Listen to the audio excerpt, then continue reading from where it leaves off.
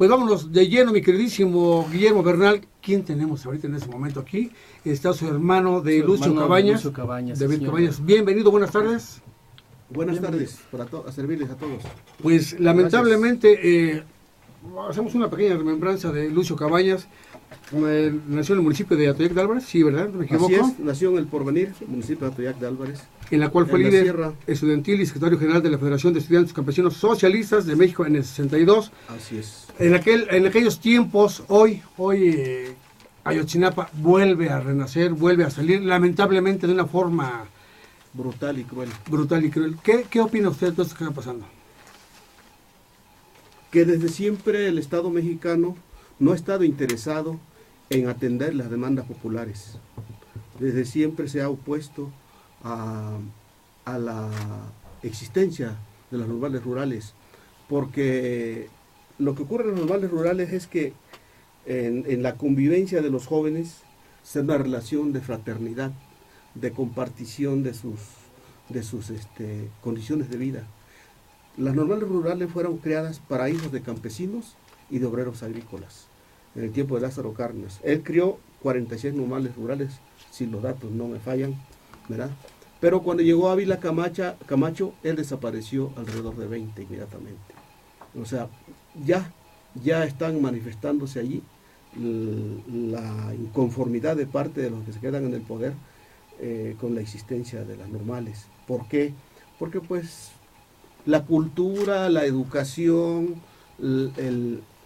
el desarrollo político-cultural de la sociedad a los señores del poder nunca les ha interesado y no les interesa. Al contrario, les gusta más la idea de que haya analfabetas, de que haya gente desinformada, de que haya gente que no tenga conocimiento de su historia, porque si no conocemos nuestra historia, bueno, pues no podremos indignarnos por lo que vemos y lo que nos pasa a cada rato, ¿no? Si matan a un héroe, pues como ni conocemos su historia no nos molesta, pero cuando hay cultura, cuando hay educación, hay conocimiento como un normalista, bueno, pues la historia es elemental, es fundamental para la sociedad, ¿verdad? Para toda sociedad, aquí en México o de cualquier parte del mundo, ¿no? Recordemos que Lucio es el último de los guerrilleros de la historia nacional, que inicia precisamente esta guerrilla, es una guerrilla, una lucha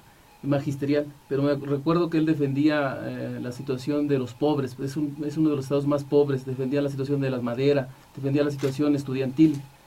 Lo que sucedió en Tlatlaya, en Ayotzinapa, es muy similar a lo que pasó en aquellos entonces. Se vive lo mismo, ¿no? No sé si usted nos pueda. Sí, se vive lo mismo, pero en un momento histórico más del siglo, ahora sí que el siglo XXI, ¿no? ¿Verdad? Que debería ser menos posible, sin embargo es peor la situación, ¿no? Y es peor, ¿por qué? Porque en aquel tiempo todavía no se hacían las reformas al artículo 27 constitucional, el artículo 3 constitucional era como que era vigente, ¿verdad?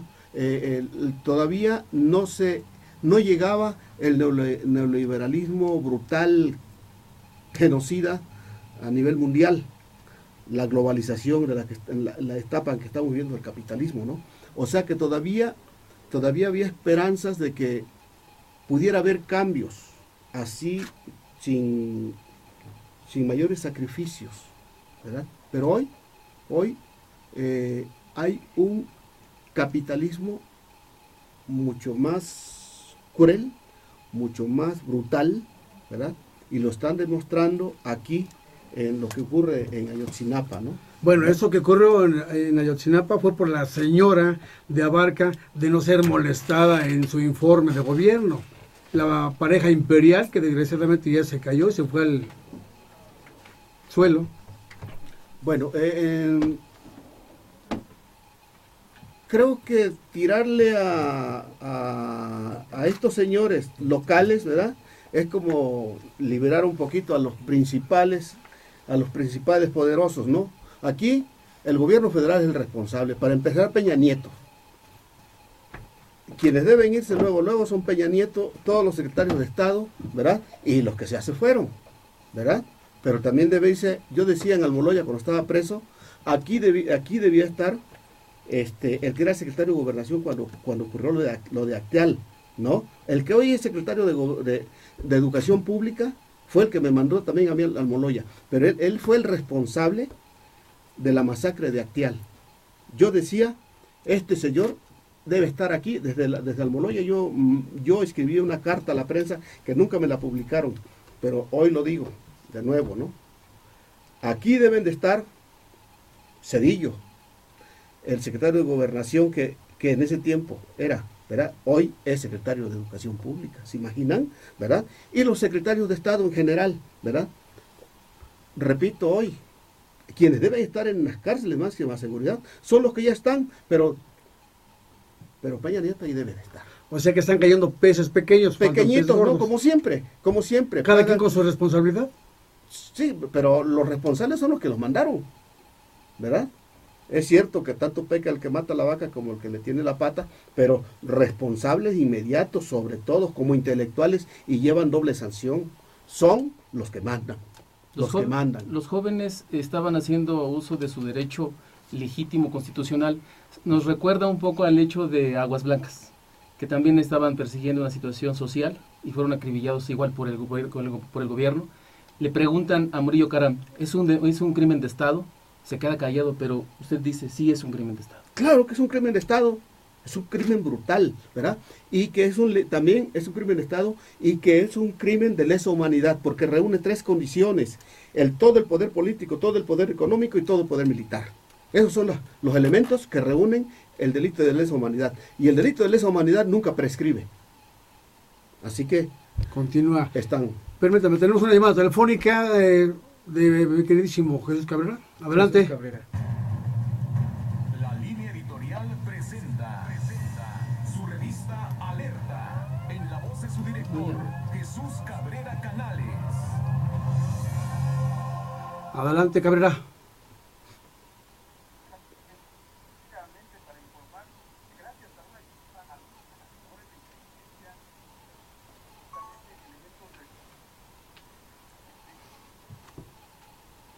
Se corta tu llamada, Cabrera, se corta la llamada, 4:15 de la tarde. Continuamos con la entrevista con David Cabañas, hermano de Luis Cabañas. Adelante, Guillermo. Sí, entonces, sí hay responsabilidad por el Estado, aunque se quede callado el procurador, sí hay responsabilidad por el Estado. Y dice que se queda abierto el caso, que los cuerpos que aparecieron calcinados, sí, es claro que están escondiendo información porque ya sabían de antemano, ya tenían mucha información de lo que estaba sucediendo en Ayotzinapa. ¿Cómo es posible que teniendo todos los recursos a su alcance, sigan diciendo que están buscando la inteligencia? ¿Qué tipo de inteligencia tenemos en México? Digo, o tiene el gobierno, pues, ¿no? ¿Qué tipo de inteligencia tiene el gobierno? Que con todas las inteligencias en Guerrero no es posible encontrar a 45 muchachos desaparecidos. ¿Cómo es posible que no? ¿No?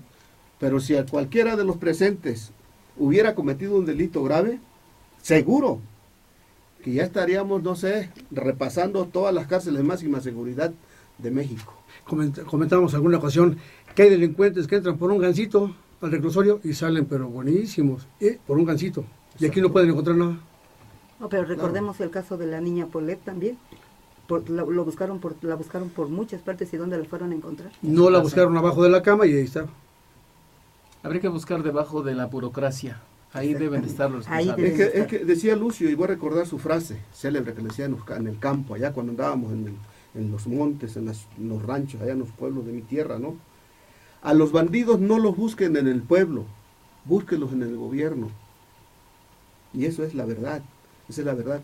No solamente los bandidos, los criminales, los genocidas, están ahí los principales criminales, principales genocidas, están en el poder, son los que tienen el poder político. Y tiene razón porque Arturo Montiel tiene una orden de arresto. Fíjese más, nunca se le van a aplicar. No pasaba nada hasta ahorita, pero no bueno. va a pasar, nunca va a pasar, ¿no? Eso me decía alguien un día, son quien los cuida. ¿Qué le hace la vaca al tren? ¿No? Nada. Pero esos son los No que se nos queden cuidan. callados, Esos son algo los debe de que- pasar, ¿no? Pues esperemos que sí, esperemos Bueno, que sí ya, pase algo. ya porque- ahorita está surgiendo, y el desencadenante o la gota que derramó el vaso es el caso de estos niños de Ayotzinapa. Para mí son unos niños, o son algo parecido a unos nietos míos, ¿verdad? Que por cierto, hay 2 parientes nuestros desaparecidos ahí, ¿verdad? Descendientes de parientes nuestros que están desaparecidos. Y nadie sabe nada. Nadie sabe nada. Bueno, pues no sabemos dónde están estos dos. ¿Usted qué le pediría al presidente de la República, Que se Enrique fuera. Peña Nieto? Que por lo menos se vaya. Que renuncie, Que por lo menos se vaya y que se quede en China. que ya no regrese. En China. Los No, dos- pero hablando de China, vienen los trenes de China para acá. Ah, no, ya se canceló la Ya se licitación. canceló. Se pospuso. Desafortunadamente. Si ya lo tenemos ya en la lista, le digo que estamos en en la la línea. Es que se pone aquí el ambiente. 4:18 de la tarde, adelante, Cabrera. Así es, comentábamos que gracias a una llamada anónima y labores de inteligencia que implementaron conjuntamente elementos del grupo de antisecuestros de la Procuraduría General de Justicia del Estado de Hidalgo y personal del ASIEDO dependiente de la PGR, fue que lograron la pronta detención de 10 sujetos, entre ellos 2 mujeres, quienes tenían secuestradas a 3 personas, una mujer y 2 hombres, 2 de ellos comerciantes changuistas de Catepec y un oficinista. De acuerdo a las primeras investigaciones, estos sujetos dijeron pertenecer a la banda Guerreros Unidos, quienes tenían cautivos en una casa de seguridad en la ciudad de Pachuca, Hidalgo, a 13 personas, todos atados, amordazados y vendados de los ojos. Esto bajo la vigilancia de varios hombres y 2 mujeres, además de una niña de 7 años de edad. 10 de estas personas fueron liberadas al ser pagado el rescate a través de una cuenta bancaria a nombre de Yurisam y Yasmín Mora Becerra. A unos los liberaban, mientras que miembros de esta banda seguían llevando personas a quienes privaban de su libertad en los tianguis de San Cristóbal y Catepec, Ruiz Cortines, Ciudad Azteca, Santa Clara, Río de Luz, R1 y San Agustín, entre otros. Otros de sus integrantes hacían llamadas telefónicas vía celular con número privado a familiares de sus víctimas. Este se decía ser el comandante o el banquero de acento norteño, quien amenazaba con decapitar a quienes se oponían a pagar el rescate de sus familiares. Se cree que este sujeto opera desde algunos de los penales de nuestro país, desde donde aplicaba terror psicológico vía celular a familiares de sus víctimas. Estos sujetos dijeron llamarse Banda Granados, Armando San Agustín, Rendón, Raúl de Anda Ríos, Carla Patricia Lugo Reyes y 7 sujetos más, uno de ellos ex policía de Tulancingo, fueron enviados al centro de arraigos de la ASIEDO en el Distrito Federal, donde aún son investigados por la probable participación de algunos secuestros cometidos en otros estados de la República Mexicana y homicidios a quienes no pudieron pagar el rescate. Estos hechos quedaron asentados en la averiguación previa 764-765, diagonal 04-49, por los delitos de secuestro y lo que resulte. Autoridades de la PGR solo esperan que hagan varias denuncias en contra de estos sujetos para así llevarlos a un penal de alta peligrosidad. Informa para el programa México Libre, la noticia sin mordaza, de Romántica 360 en Radiorama, Jesús Cabrera. Hasta la próxima. Gracias, Cabrera. Alguien dijo aquí en el DF que nada más, no había secuestradores, no había delincuentes, que nada más estaban de paso. 4:21 de la tarde, vamos a una breve pausa. Ahorita regresamos. ¿Con qué Estás cerramos escuchando México Lo que guste Libre, cerrar. la noticia sin mordaza, el poder de la noticia. ¿Está bien? ¿Eh? Ah, claro. Me encanta. La cadena de suspensiones más grande de México. Cerramos. Hay posibilidad que me Solís lleven una están de oración. fiesta ¿Por qué? y sobre Hay todo posibilidad que me lleven generando una oración. promociones. Sí. Amortiguador